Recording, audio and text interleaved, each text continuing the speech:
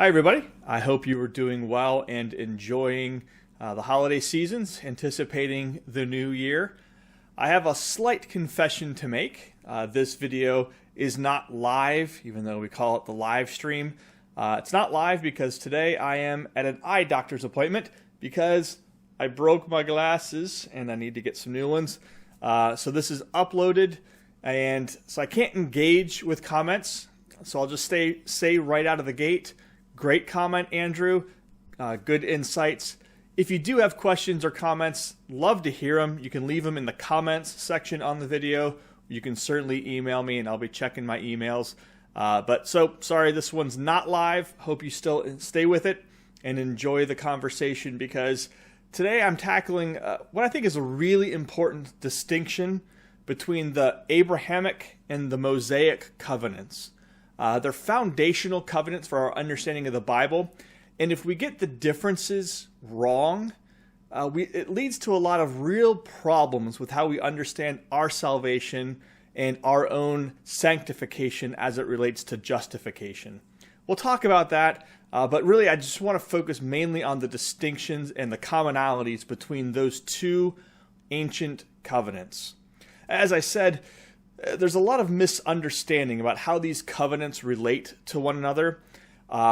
Sometimes we look at the Old Testament and the law of Moses, or the Mosaic law, as an alternate way of salvation. And that's incredibly problematic. That's not true of the Sinaiic Covenant and its intentions, and it's not true of how the original Mosaic Sinaiic Covenant was understood by Israel originally. Through time, you can see maybe a drift towards that, so that by the time you get to the Pharisees in Jesus' day, it is possible that some of them understood the law in salvific terms, but that wasn't the original intention. And we have to understand that, I think. Too often, we as Protestants read Roman Catholicism back into the Old Testament, and that clearly isn't the intention. It's not a works-based way of salvation. So Israel didn't have an alternate path to salvation. Those who were saved are always saved by faith and by faith alone, but not by a faith that comes all alone. True faith is always accompanied by obedience, always accompanied by good works. So we have to be careful that we don't treat the Mosaic law as an alternate way of salvation. Some have actually gone so far as to suggest that Israel made a mistake when they agreed to this covenant at Sinai. So if you know anything about dispensationalism, it's kind of a movement that started in the 19th century with men like Charles Ryrie and Charles Scofield. I don't know what Scofield's first name was now that I think about it, but he published a Bible with study notes called the Scofield Bible and the Scofield Notes. And he actually suggests that Israel made a mistake at Sinai when they, he says, rashly accepted the terms of the Sinaiic Covenant. That they should have said, no, we don't want law, we want grace. And so, commenting on Exodus 19, he says that the dispensation of promise ended when Israel rashly accepted the law. They shouldn't have done that, he maintains. Problem with that is, first, there's no mention in Exodus that Israel could have chosen a different terms of the covenant. There's no options laid out for them. The covenant is divinely administrated by the sovereign Lord upon Israel. These are the terms. There was no negotiation of terms. And if what Scofield suggests is true, then it means the law, if Israel had made a mistake and the law was now their path to salvation, they had no hope of attaining salvation. And so the law would truly, truly be a curse. But that's not how the Old Testament treats the law. The Old Testament treats the law as an incredible blessing, as sweeter than honey, and opening up the path of God to God's people, the path to holiness. So it's a blessing in the Old Testament. We need to understand how the Abrahamic Covenant and the Mosaic Covenant complement one another, how one grows out of the other. It's not that the Mosaic Covenant displaces the Mosaic. The Mosaic Covenant doesn't displace the Abrahamic Covenant. It builds on it. So what are some of the commonalities between these two covenants, the covenant with Abraham and the covenant made with the people of Israel under Moses' leadership? Well, both are initiated by God, sovereignly imposed on the people, or on the person, Abraham. So in that way, both covenants are unilateral. As I mentioned, there was no negotiation on the terms. God says to Abraham, I've called you, I've chosen you, now get up and leave your land, the Ur of the Chaldees, and go to the land that I'm going to show you. I'm going to enter into covenant with you. And he does the same thing to the people of Israel at Sinai. Here are the terms of the covenant. Not, what do you think of the terms of this covenant? So it's sovereignly imposed on the people. It's unilateral in that sense. But both covenants are relational. By definition, a covenant involves two parties. It involves relationship. And so in that sense, it's bilateral.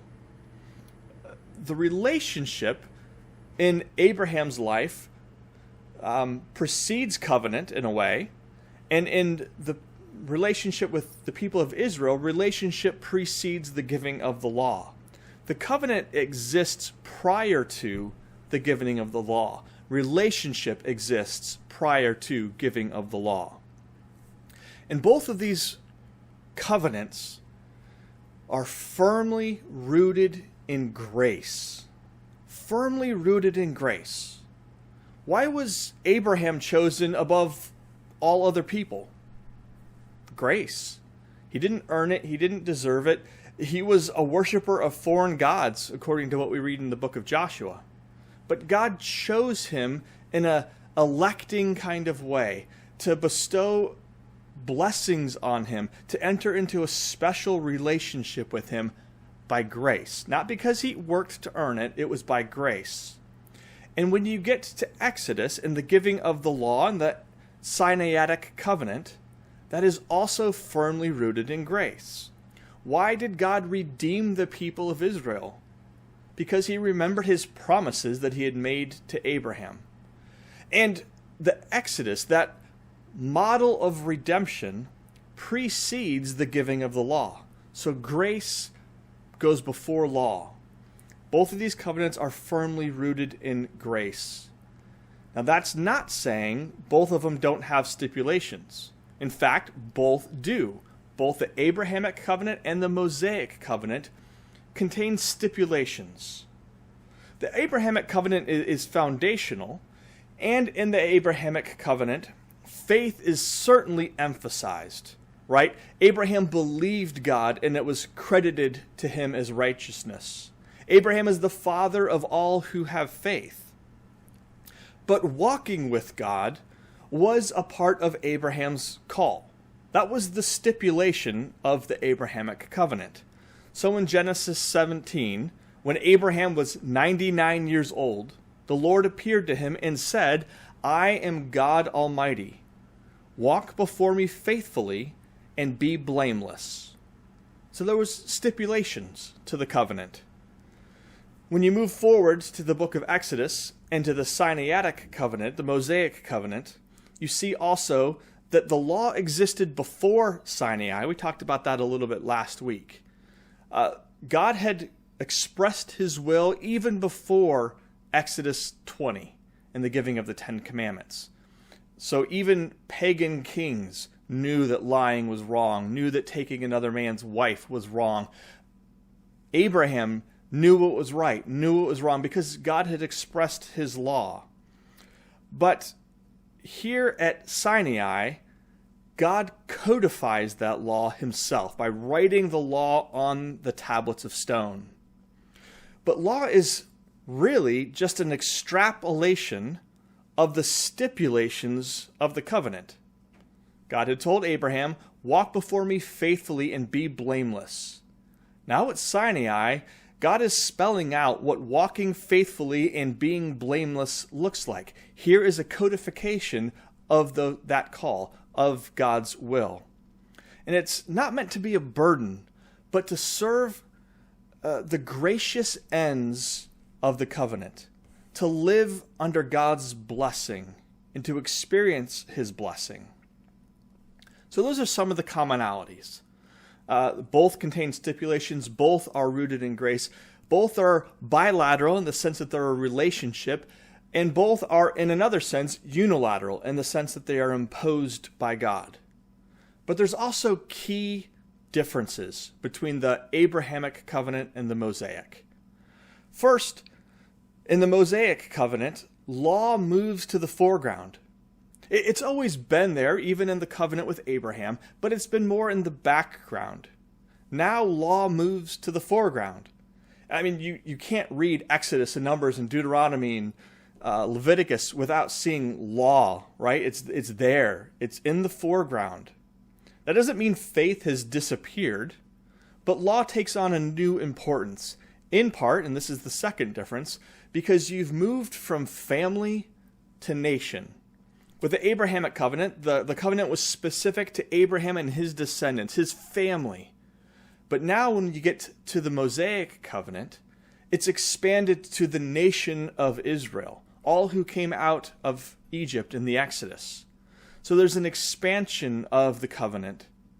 The covenant at Sinai was for the nation, and it had a conditional element to it.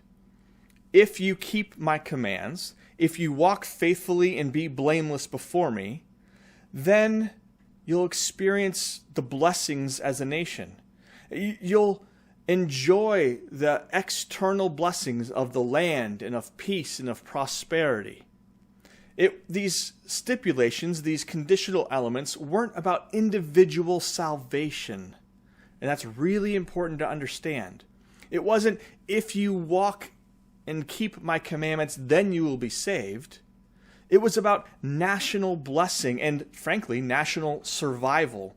If you walk faithfully according to my law, according to my commandments, then you will survive as a nation. If you don't, you will experience the curses of the covenant, which include destruction, exile, all calamity. You can read about those pretty explicitly in the book of Deuteronomy. Here's what happens if you obey. Here's what happens if you fail to obey. So you have law moving to the foreground. You have this move from focus on family to focus on the nation. And along with that, the addition of kind of a penal component. Here's what you will do to someone in the nation if they break law.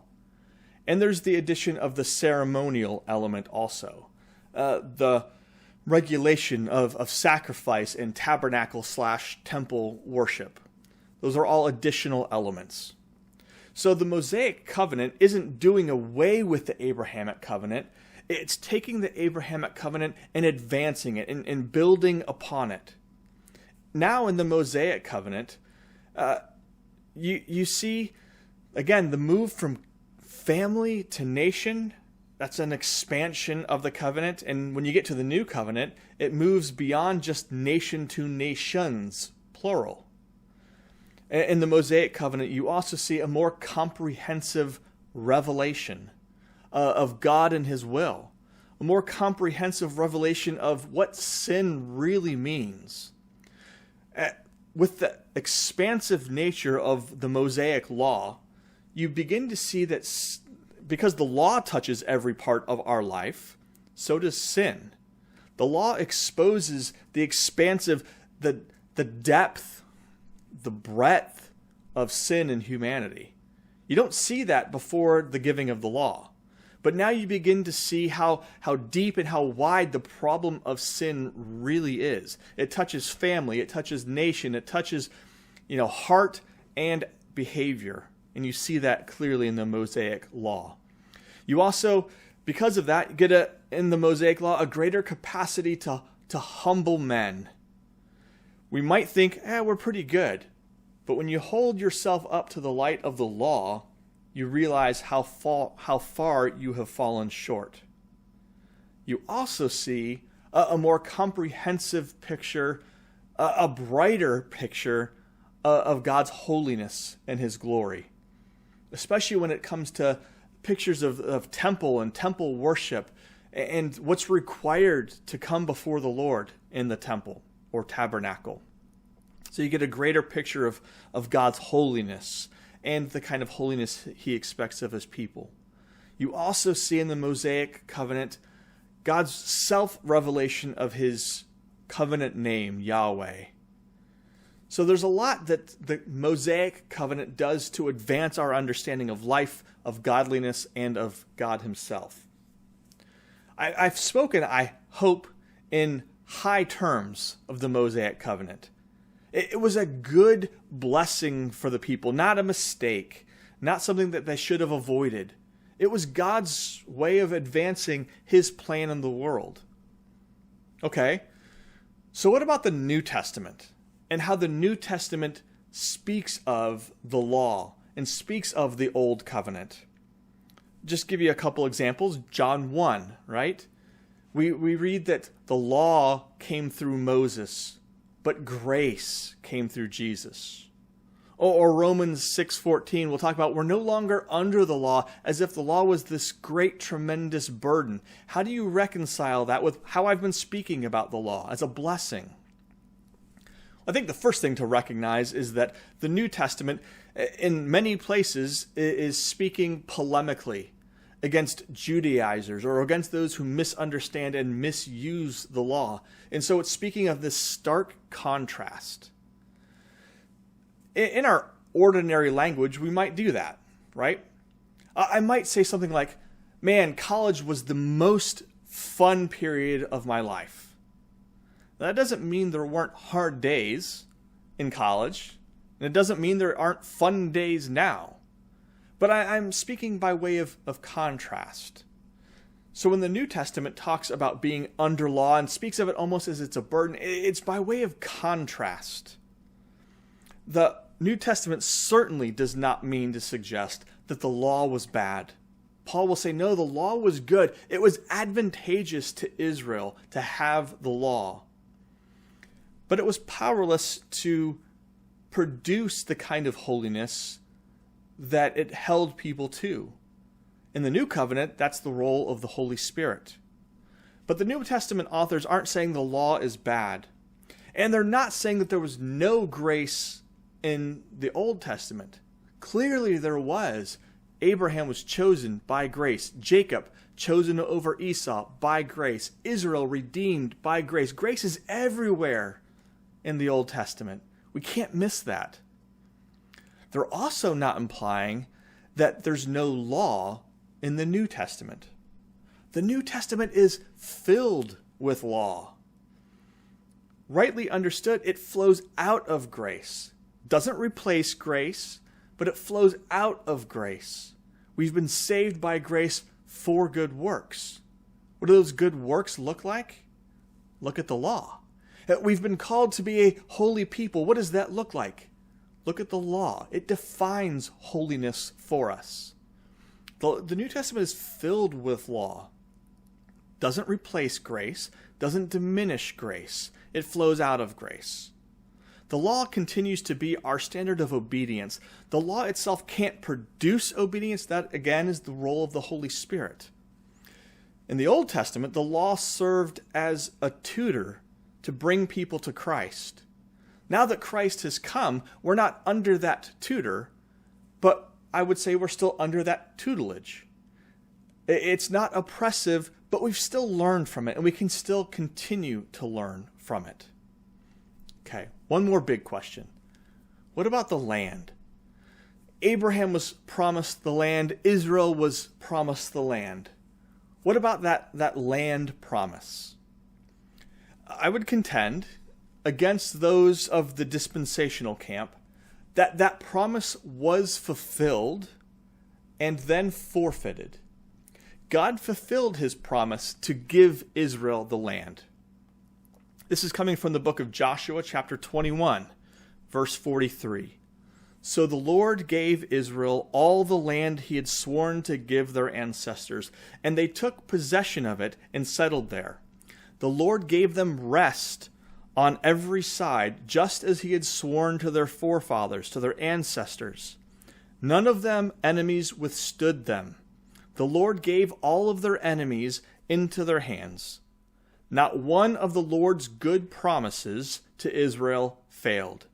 Every one was fulfilled. That's a direct quote from Joshua chapter 21.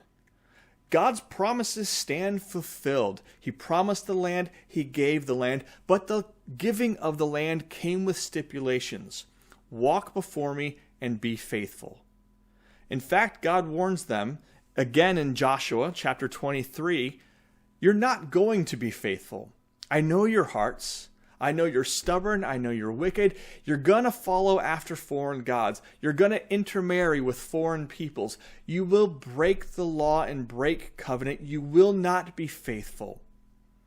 Most of the rest of the Old Testament is a record of Israel's unfaithfulness and God's grace and in Israel's persistent unfaithfulness.